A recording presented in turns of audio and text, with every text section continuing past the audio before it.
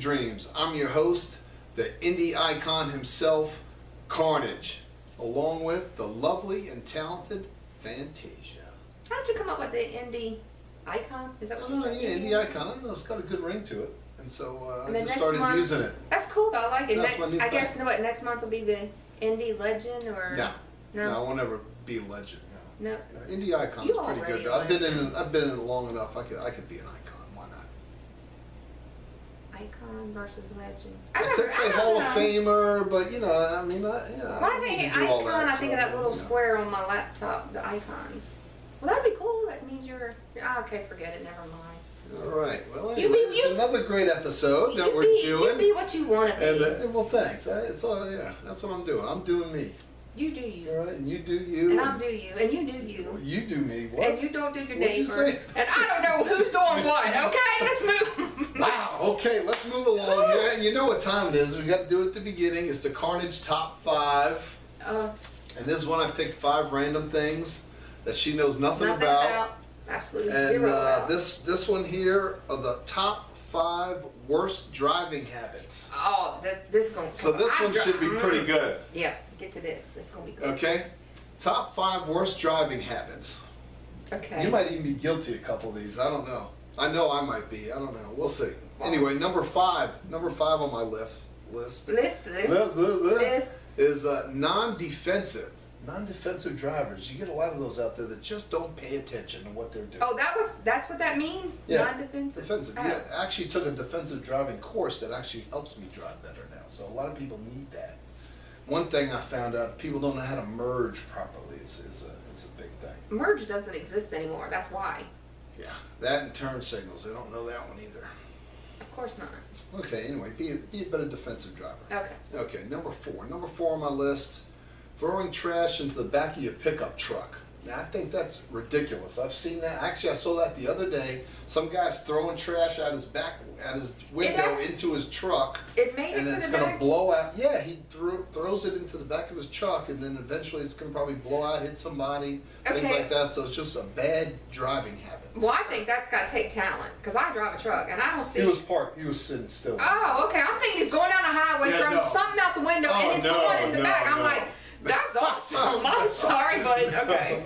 No, he was just sitting there and he did it. But anyway, you shouldn't do it. It's a bad driving habit. Okay, number 3 on my list is having your seat too close to the steering wheel. Why does that bother you? It does. I just hate it when the steering wheel is here and the person is sitting like on this. What happens if that airbag blows? That person is going out the back window. I feel sorry for them. That person is going out the back window. But why does that bother you? I don't know. I see these people with these big like SUVs. They're probably like 4 foot tall. They gotta sit like this close on the steering wheel. It's like, get a car that fits you, will you please? Oh, okay. This is Carnage driving down the highway. He driving. I sit back like this. This is me. He's probably looking over at this woman who can't reach the pedals unless she has her seat. She's probably got blocks on He's the probably pedals. like this. Put the weight back. Get off your steering wheel. I mean, come on now. Push the seat back. No, you need a new pet peeve. Isn't there some kind of a distance between you and a steering wheel? I think should be some kind of distance. I think there is. Look it up. 10 and 2, 3 and 9. No, it's not 10 and 2 anymore. Elbows bent. Elbows bent. Elbows bent. Right. Okay, but if you're like this, the elbows are your bent. elbows bent. No, they're not like this. Elbows they're not touching like you. your back. That's what they're doing. Elbows anyway, bent. Your elbow ain't bent. Moving forward. Number two on my list. Talking with your hands while you're driving. How many people do that? They got the phone in this hand. They're talking with this hand over here. How the hell are they driving? What? You've never seen that. Somebody's sitting there talking on the phone while they're driving. They're doing this like this. Who's holding the steering wheel? I've never seen that, but I have seen people driving. all the time. And you know they having a good day because they got that radio jamming and they like this. and the car's going perfectly straight. So that's talent. See, this is the talent list of driving. Gosh, I don't know. These, and please do not do these. These are not safe. Yeah, don't do any of these. They're terrible habits. And you were close with the number 1. You're getting there. Number one on my list Bad singing. That's probably the worst habit out there, especially when they got their windows down, they're trying to sing. Why does that bother you? Absolutely suck, because if I got my windows down, I don't want to hear it. Put your window up. Okay? It's horrible. It distracts me, because if I'm driving, somebody starts trying to hit a high note in the car next to me with their windows down. It sounds like a dog barking or something like that. It's going to make me wreck. That is so wrong. Okay, so it's distracting. It's terrible. It's a bad habit. Don't do it. That was my top 5. My top 5 bad driving habits. Don't do any of them. They bug the heck out of me. If I see you on a road, I'm going to call you out. He's going to road rage and run you off the road. Get on your steering wheel. Keep your windows up. Use the turn signals. Don't merge at all. Just stay away. Take a defensive driving course. Don't own a pickup. Don't sing. And get a car that fits you. How about that? There we go. That's my top 5. So he's trying to say, if you're 6'5" and probably God only knows what you weigh, do not get a Fiat. Okay? No. Simply don't fit you. Okay? Or an MG midget or anything like that. See, don't that do is you. I think people, depending on their height, should be basis of the vehicle that they drive. Okay, what should you drive then? Well, I drive a 4-door. I drive an Optima, Kia Optima, which is a luxury sedan. And so you I'm fit in fine. okay, I you're fit fine? perfectly. Yes. Okay. See, so that's okay. You wouldn't see me driving. Actually, I couldn't. There was a couple of cars that I wanted that I could not fit into that I couldn't drive. Okay, the next time I go anywhere with you, if we do a drive together, I'm going to be all up on that steering wheel. I'm going to be singing because I cannot sing. I'm just going to do everything. We're going to be in my truck, and I'm going to start throwing crap out the window so it goes in the bed of the truck. Well, that's fine, because I'll have my headphones on, my music blaring, and I won't hear a thing or see nothing because I'm going to have blinders on. That is so awesome, though.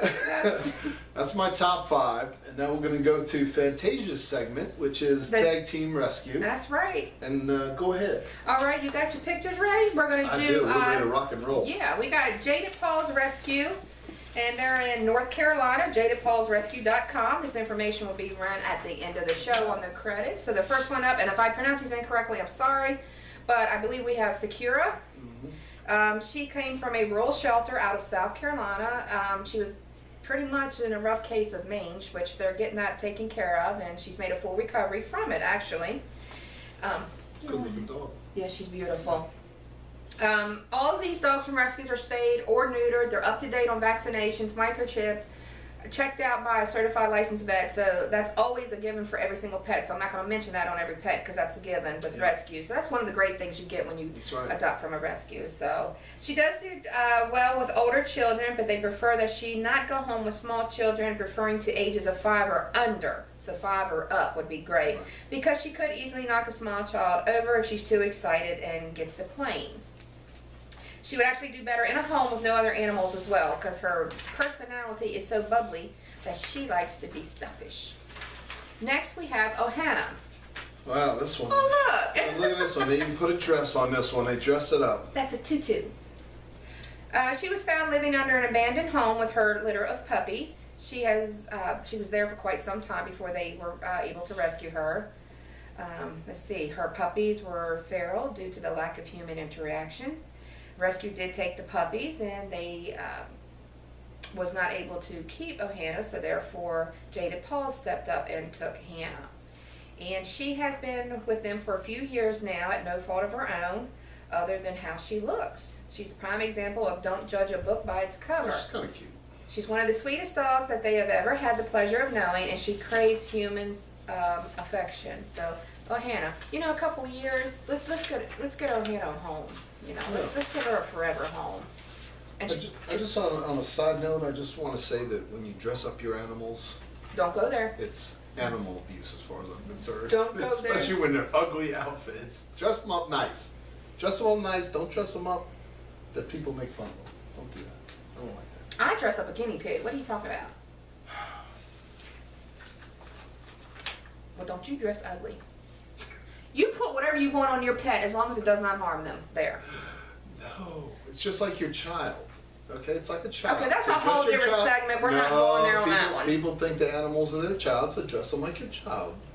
Have you seen the way some people dress their children? No. Okay, that's like. Have you seen how people dress themselves? Okay, that's what I'm talking about. All right. Okay, Brody. There we go. Brody, that's a good-looking dog right there. Brody was an owner. Look at that one. Let me see it, Brody.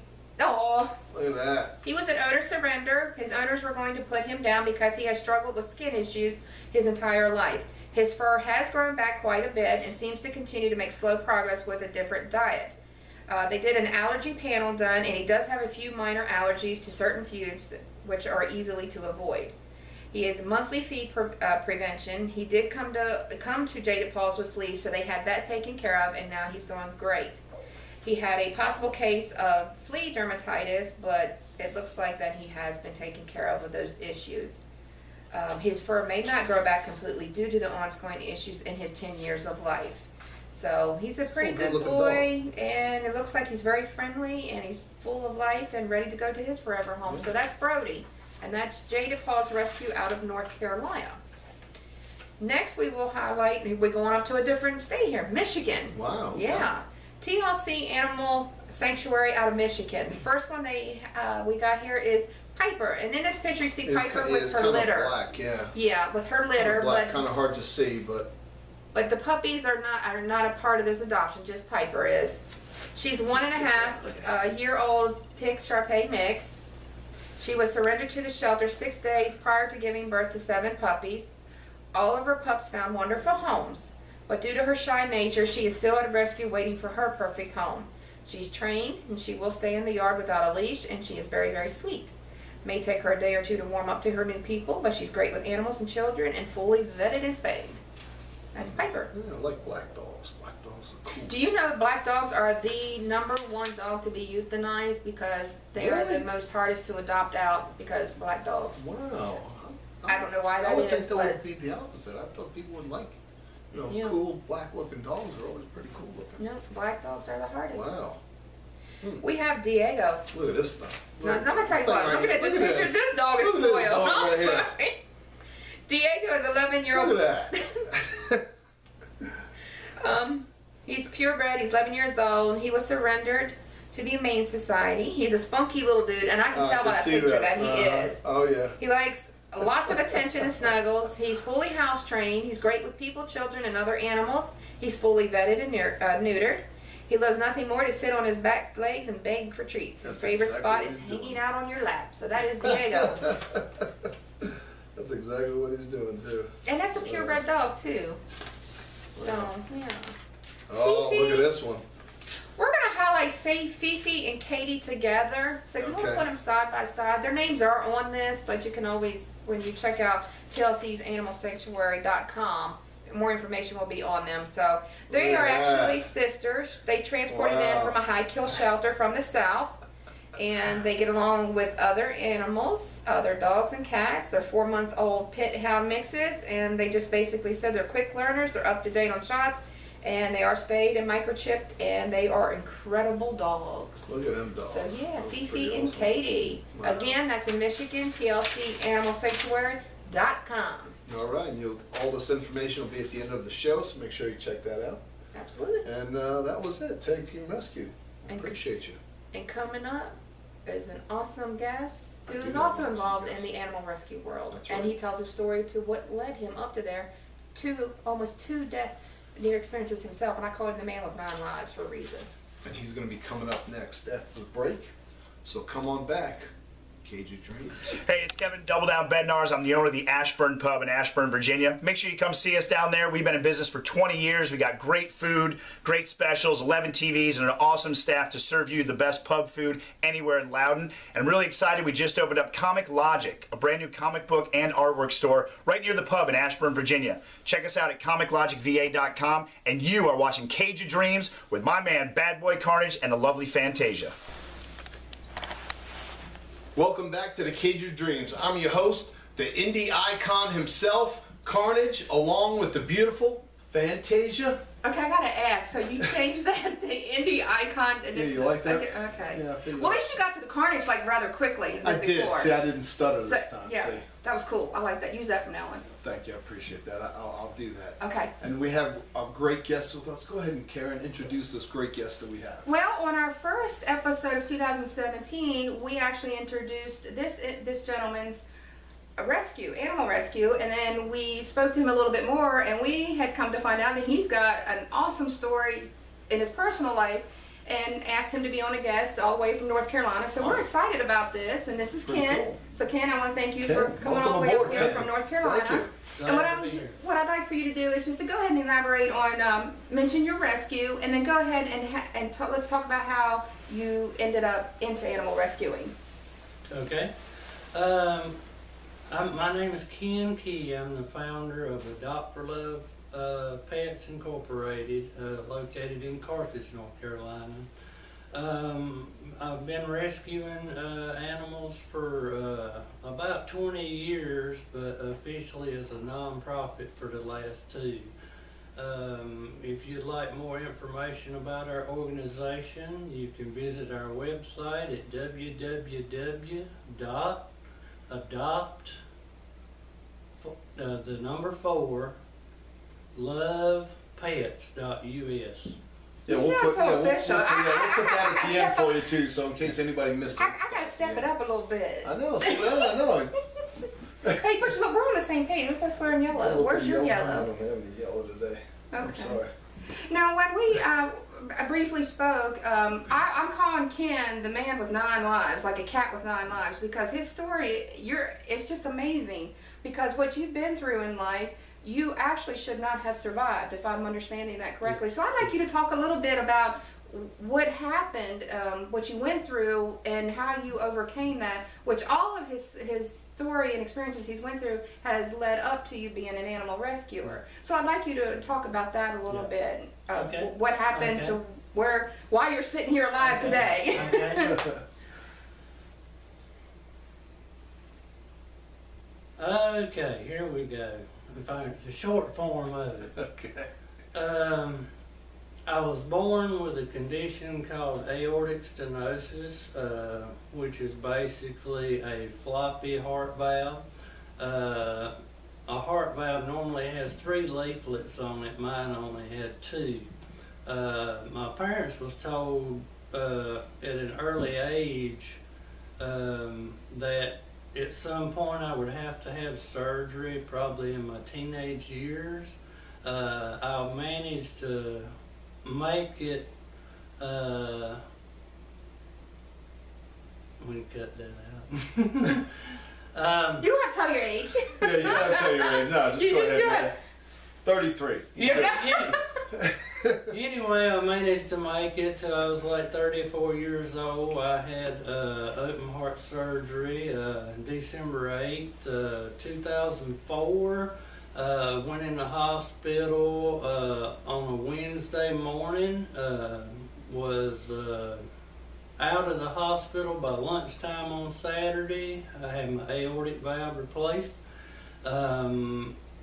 People had done crossed me off as dead. I run into some people in Walmart and different places. Man, I heard you died.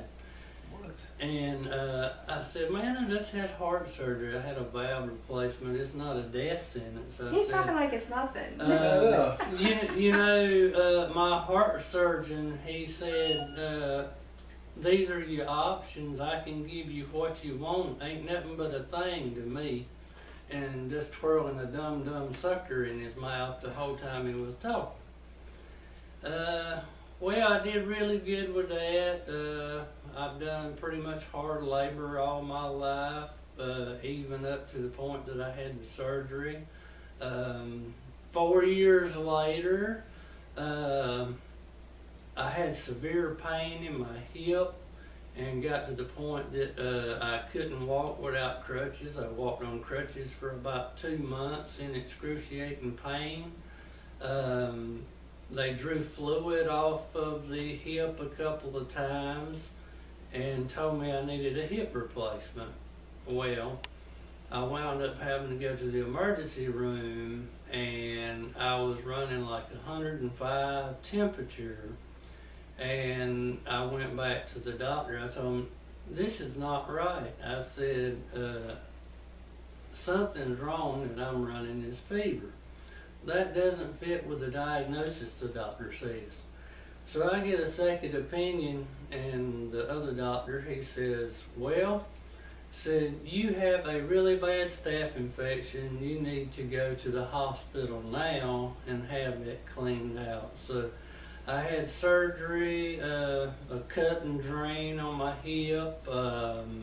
They basically cut me open, washed it, scrubbed it out with a brush, loaded me up with antibiotics. I stayed in the hospital about 7 days with that.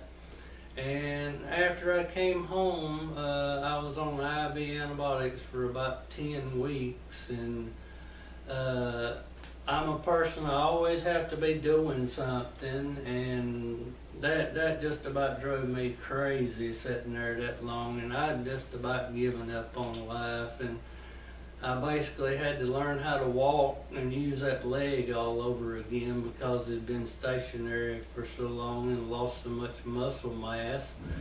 And I about given up, and one day I just said, "Okay, leg, you going, or I'm gonna bust my butt flat on the floor."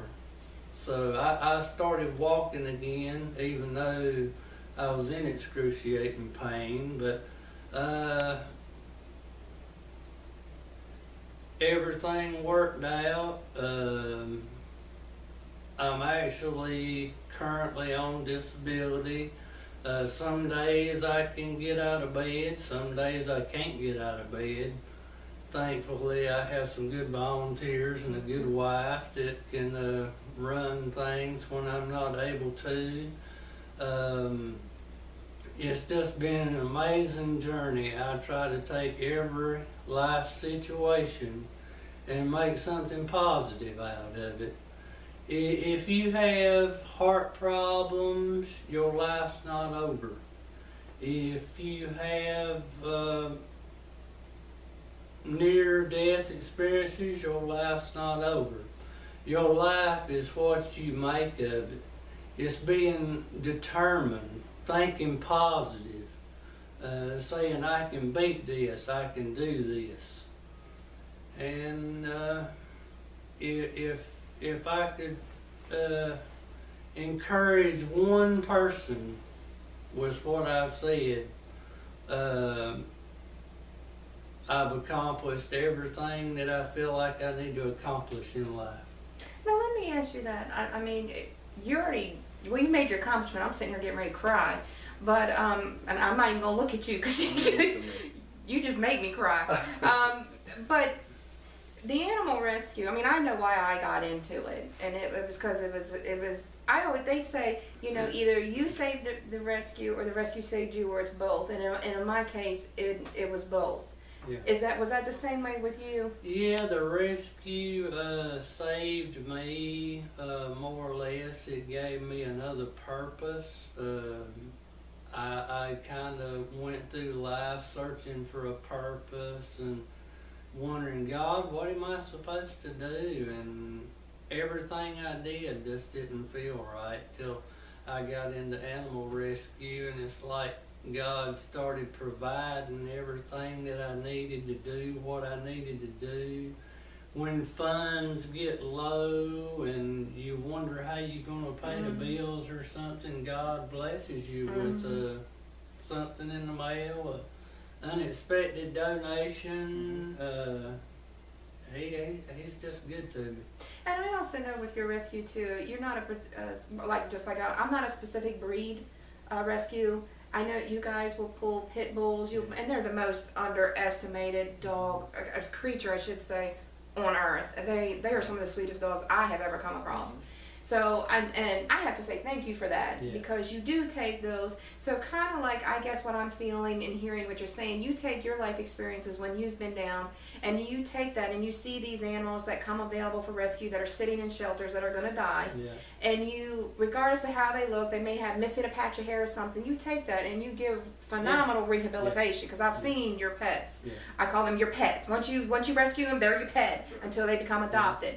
And I've seen that, and that's recommendable. I mean, it's awesome work that you do. And does that come from your own personal experiences throughout life? Yeah, it comes from probably own personal experiences. I've volunteered in a shelter for 4.5 years. And that's so not I've seen easy. The inside that's hard. of it, you know, especially open intake shelters that can't turn anything away. Say you might be full and you might have a hoarding situation and somebody bring in 40 or 50 dogs. They have to make room for those 40 or 50 dogs. And that usually means euthanasia. I hate that word, but it's just a reality. If just more people would have their pets spayed and neutered, your pets will be healthier for it. Also, you know, we need stricter laws and regulations. Absolutely. And we fight that every day. Now, do you have any ongoing issues with your heart or your hip or anything that, like I have gout and it's, I'm sitting here in pain as it is, and I'm wearing flip flops because I can't wear regular shoes. But like you said, you just got to keep the positivity with it all and just keep going. Do you have days where, like you said, there's days you can get out of bed and some days you can't? But I mean, is your rescue your driving force behind all that? Yeah, the rescue and the animals are kind of my driving force behind everything. Plus I have a will. I'm hard-headed. I don't give up on anything. If I set out to accomplish something, I'm going to accomplish it if it's going to kill me. So. Well, I've met your wife, and she seems like she's the same way. So you guys are awesome together, and what you do is awesome work. So I really appreciate everything you all do. But I understand that there's just days you have to force yourself to do it, and then when my little dog comes running across, I'm like, okay, let's do it. So that's awesome. That's really great. We just took 2 dogs from a hoarding case yesterday. They came out of Wake County, and we took some about 2 or 3 weeks ago from South Carolina. Yeah, I was seeing some of your pictures of the newest ones you've got out there, and we'll have all this information too. And you have a Facebook page that they can find you on? Okay. We have a Facebook page and then the website too and everything. So we'll get that information out there so they can check out these new ones when they're available and ready to go. Check it out.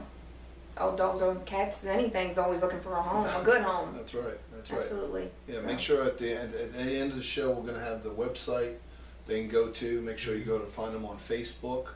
And the Cage of Dreams on Facebook. Go there to watch the video and get the information from there as well. Yep. So it'll be all over the place. Now, you know what? Now you do a lot of rescues and stuff. Do you just do North Carolina? You travel all over. Like... I travel all over. The furthest I've sent anything is Maine. I try not to send an animal that far off unless I can use somebody like Pilots and Paws, which is a wonderful organization. But I will not put an animal on an airplane and in a cargo hold and ship it to somebody. I won't either. Right. I have lines that I draw in the sand. That's good. That's good. That's called standards and good practice. That's right. That's exactly what that is. And nothing ever leaves. You know, a lot of rescues, they adopt puppies out. They'll send them to other rescues without having them spayed or neutered. Nothing leaves my rescue without being fixed. That way I know it's fixed. Snip, snip. That's right. Yeah. That's right. Well, it sounds like you're doing great work out there, and just keep doing what you're doing, man. Because I know a lot of people out there, you know, are encouraging to go out there and do your thing, and we appreciate you being on the show, telling your story. Yeah. And all I could say is just keep doing what you're doing, man. Thank you very much. Thank you so much for having me. I love the show. I appreciate it. I went back and watched every episode. All right, yeah, see that? See that? And you do too. This lady right here, I just absolutely love her. Oh, there she goes. I lost my co-host. She's gone. That's fine. She knows. I done lost her. Don't be a hater. Don't be jealous. No, get jealous. I absolutely love her because she's awesome. She has actually helped us out a great deal. That's how I met you all. Transporting animals for us. And, excellent, excellent. Well, we appreciate you, man. And I love you. I love you too, brother. I was gonna say, you better show me some love too, man. But hey, we thank Ken for coming on. Again, remember, get your pets spayed and neutered. And don't shop. Yeah, exactly. So you got me backwards on that, but that's all right. We got you. And just check us out all the time. Remember what I always say. Don't just live your life, live your dream. Peace out.